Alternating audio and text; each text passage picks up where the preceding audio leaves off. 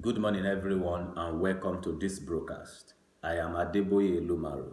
I am a sports psychologist, a teacher, a youth mobilizer, and a public space monitor. I am beginning a series on the current happenings across the Nigerian society. I have christened this series My Views, and this is the very first episode. I will be focusing on proper understanding of the issues, and I'm talking about particularly the recent youth protest with the hashtags End Police Brutality and SARS. I listened this morning, 2nd of November 2020, to the Honorable Minister for Youth and Sport, Mr. Sunday Dare, on Channels TV, where he enumerated the several attempts and moves of government to respond to the demands of the youth. He mentioned the Empower program, the very many IT trainings program that the government is undertaking, the Nigerian Youth Investment Fund, 75 billion naira to say, and many other attempts by the government to respond to the request of the youth. Now, my view is this: if all this program as enumerated repeatedly by government to respond to the demand of the youth, if they are all successful as planned, they will still not be addressing the problem. I repeat, all this government program put together, if they are all fully successive, if they are all fully successful as planned, they would still not address the issues. Now, what is the issue? It's a long-term neglect and reckless abandon of the Nigerian people. That is the issue. And for me, where to start is not to give palliatives, because all these programs are just piloting emotions. Where to start is to go down to the root and begin to make concerted effort, genuine effort at building foundations for an enduring society that will be successful. Number one, there is need for equality in terms of access to national resources. Let me explain what I mean.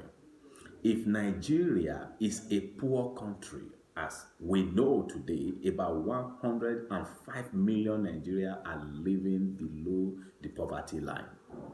And that is well above 50% of the population of the country. So we are a poor country. So if we are a poor country, it should show across border we are a poor country. Those who are in government cannot be living as if they are running the government of a very rich country, while the people of the country are living as being citizens of a poor country.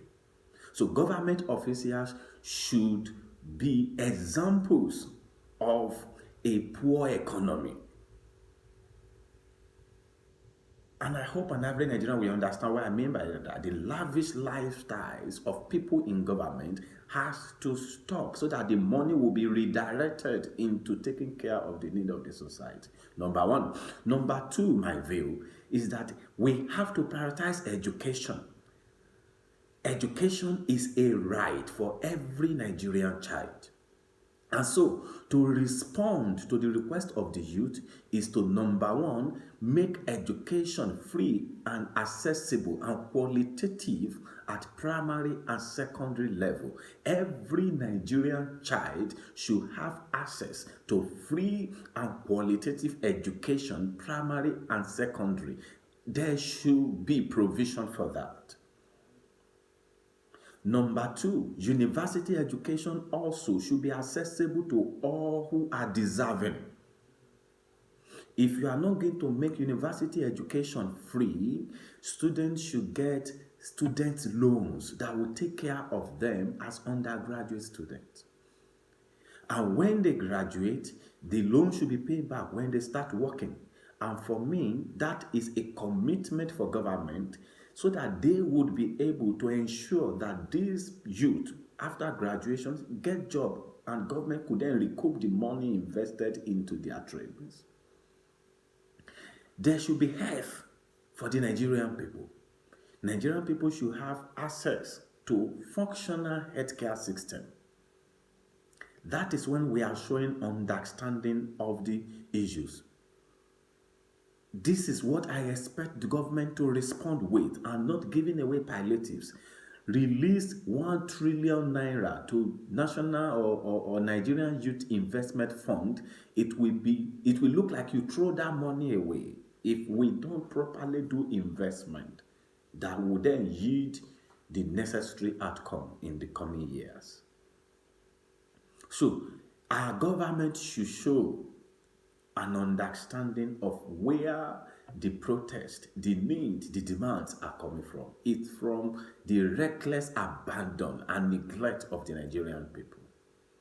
Now, let me talk to the youth side. Are they also showing an understanding of the issues? I think no.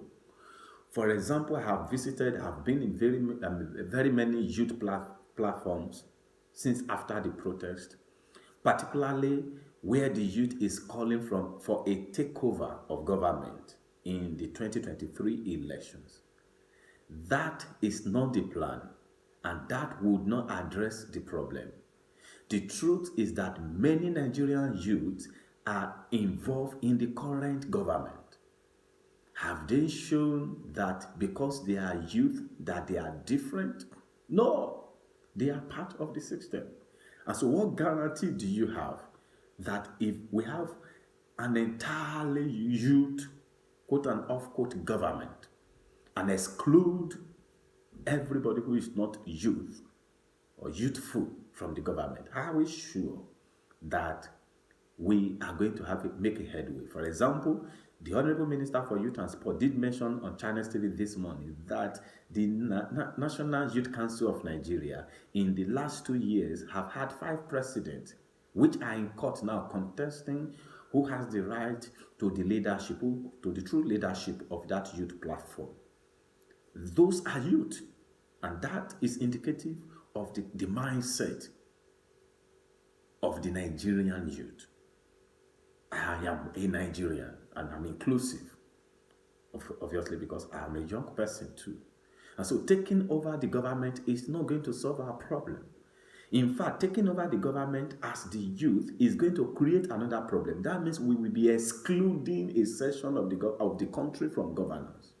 This section that will be excluding from governance, they also are Nigerians and they have the right to be in government. American presidential election will be holding tomorrow. What are the ages of the 2 frontline contestants? What are their ages? And so it's not about age, it's about purpose. We should understand that taking over government will not necessarily solve our problems. So the problem is not who is in government. The problem is what is government doing. The Nigerian youth should be. Meanwhile, I am not saying that the youth should not mobilize the way we are doing and make sure that as much as possible we get ourselves elected into political office. Participation is paramount. That is important. But that alone would not solve the problem. Going forward from the NSAS and police brutality youth protest, what I earnestly expect from the Nigerian youth is to demand accountability from the government. We must hold government to accountability. The executive, the legislature, and the judiciary. The legislature, let's talk about the legislature. If you are a representative of the people, you don't just speak. You go to the people on every issue being debated, you bring it to the people, let the people discuss it, and let the constituency you are representing take a stand. It is that stand from your constituency you take to the assembly, either state or national assembly, to push for your people. So you don't just go there and say what you like to say. If that is what you are doing, you are not representing the people, you are only representing yourself. And so the youth should demand accountability from their representatives in government, state and national assemblies. Ask them, where do they get their opinion from? If you are not represented, if you feel A and your representative is saying B, call him to accountability. Call your government to accountability. One thing that has happened over the years in Nigeria is that we only participate in election. After election, we go back to our houses. No, after election, we still need to hold the government to account on its activities. That is what we have to do. If we have a youth government and we are not holding it to account, it will fail us. And if we hold the current government to account, the government will become responsive. Look at what is happening, rolling out programs because the youth spoke. So that is what you find when we hold government to account. We have to hold government to account and not just fold our arms and let them run the country the way they want. They have to run the country the way we want. And so the youth should understand that we need an inclusive society, not a divisive one. We are not going to divide it on the age line to say you are not involved as long as you are not a youthful person. No. We are all Nigerians. If an 80-year-old man have got the strength and the idea to move this country forward, why not? If a 40-year-old guy had got the muscle but has lacked the idea to move this country forward, why should he be in power? So, accountability, that is what we should demand for the youth. And from the government angle, we have to build an enduring structure. We have to give people education. We have to give people health. We have to give people job. That is what will make the society work. And most importantly, we have to show our economic status across the board. The people cannot be poor and government official will be in affluence. That is wrong. That is a misnomer. If we are a poor people, our government should be seen as a poor government, the government of a poor people. The government official should be seen as the government of officials among a poor people. You cannot be living lavish lifestyles as if we are a rich economy while we are actually a poor economy. That is my view for this episode. Thank you if you watched this video. I would like you to leave me a comment in the comment section. This video will go on my YouTube page and on my Facebook page, and I'll be coming forward with more videos on this series, My Views. Thank you for watching and have a nice day. Goodbye.